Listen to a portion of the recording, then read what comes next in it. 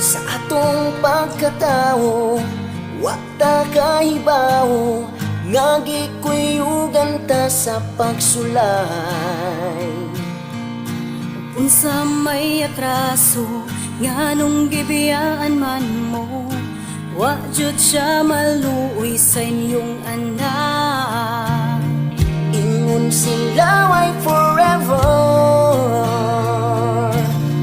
kay natintal sa uban.